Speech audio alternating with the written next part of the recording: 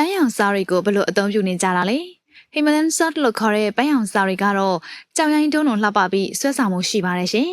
အခုဆိုရင်ပန်းရောင်စာတွေကိုထုတ်လုပ်မှုကအရန်ကိုကြီးထွားလာပြီဖြစ်ပြီးပန်းရောင်စာတွေကိုတော့အဖက်ဖက်ကနေအသုံးပြုနိုင်ပြီးလူသားတွေအတွက်အများစွာအကျိုးပြုနေပါတယ် Himalayan စာတွေကတော့တဘာဝကပေးတဲ့လက်ဆောင်တစ်ခုလို့ဆိုထားပြီးတော့အဲ့ဒီပန်းရောင်စာတွေကိုတော့အချက်အပြုတ်အမှုပညာနဲ့အင်တွအလှဆင်ခြင်းကျန်းမာရေးစောင့်ရှောက်မှုအထိနေပယ်အသီးသီးမှာအသုံးချလာကြပါတယ်အဲ့ဒီပန်းရောင်စာတွေကအစားအသောက်အရသာအတွက်အသုံးပြုနိုင်တယ်လို့အဓိကကြားတဲ့ဈေးကွက်ရှောက်ဖွေးစရိတ်ကြောင့်ပင်လယ်စားထက်အဆ20ပိုပြီးတော့ဈေးကြီးပါတယ်။ Himalayan soft ရဲ့ထူးခြားမှုကတော့ပန်းရောင်တောက်ပနေတာကြောင့်ပါရှင်။ဒါကြောင့်လေဈေးကွက်မှာဆွဲဆောင်မှုတစ်ခုဖြစ်ပြီးတော့တချို့သူတွေကတော့အိမ်တွင်းအလှဆင်စရာတစ်ခုအနေနဲ့ပါအသုံးပြုနေကြပါတယ်။ပန်းရောင်စာတွေကိုအလှဆင်မိအိမ်နေနဲ့စပါကူတောင်းမှုနေရာတွေမှာအသုံးပြုကြပါတယ်။ပန်းရောင်စာတွေကိုတော့ပါကစ္စတန်နိုင်ငံပန်ချက်ပြည်နယ်မှာရှိတဲ့တောင်တန်းတွေကနေအများဆုံးတူးဖော်ရရှိပါတယ်။လုံသားအင်အားလည်းအများကြီးလိုအပ်တယ်လို့သိရပါတယ်။ရရှိလာတဲ့စားတုံးကြီးတွေကိုတော့အစင်ဆက်ဖြတ်တောက်ယူကြပြီးတော့ကားတွေနဲ့တည်ယူကြရပါတယ်။စားတန်ချိန်ရနဲ့ချီတဲ့ပန်းရောင်စားတွေကတော့ဗတ်ပေါင်းစုံမှာအကျိုးပြုပေးနေပါတယ်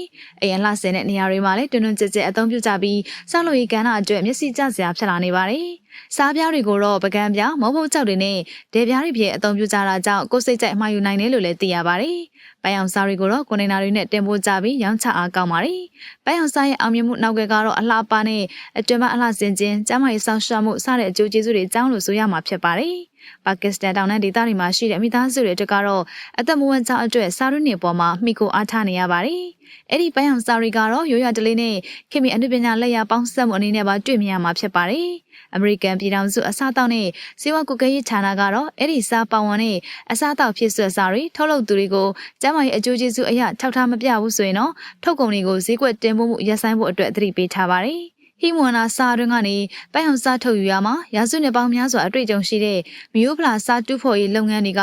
လုပ်ငန်းပိုင်းအထီးအမှုရှိုံသားမကတဘာဝအရင်းမြစ်တွေကိုထိန်းသိမ်းနိုင်ပြီးဝင်ငွေရရှိတဲ့အဓိကလမ်းကြောင်းလည်းဖြစ်ပါတယ်။ပန်းရောင်စားတွေကအခုဆိုရင်တော့လူကြိုက်အများဆုံးတဘာဝထုတ်ကုန်တွေကတစ်ခုဖြစ်လာပြီးတော့တာမန်စားအနေနဲ့တာမဟုတ်ပဲဆွဲဆောင်အသုံးပြုလာကြပြီဖြစ်ပါတယ်။အဲ့ဒီစားတုံးတွေကိုတော့အရွယ်အစားအတိအကျဖြတ်ပြီးတော့တင်ပို့ရောင်းချကြပြီးအခုဆိုရင်တော့ Himalayan salt ဈေးကွက်ကကြီးမားလာပြီဖြစ်ပါတယ်။ဟုတ်ကဲ့ပါဗီဒီယိုလေးကိုအဆုံးထိကြည့်ပေးတဲ့အတွက်အားလုံးကိုကျေးဇူးတင်ပါတယ်နော်နောက်ထပ်စိတ်ဝင်စားဖွယ်ကောင်းတဲ့ဗီဒီယိုတွေမှာပြန်လည်ဆုံတွေ့ကြပါမယ်ရှင်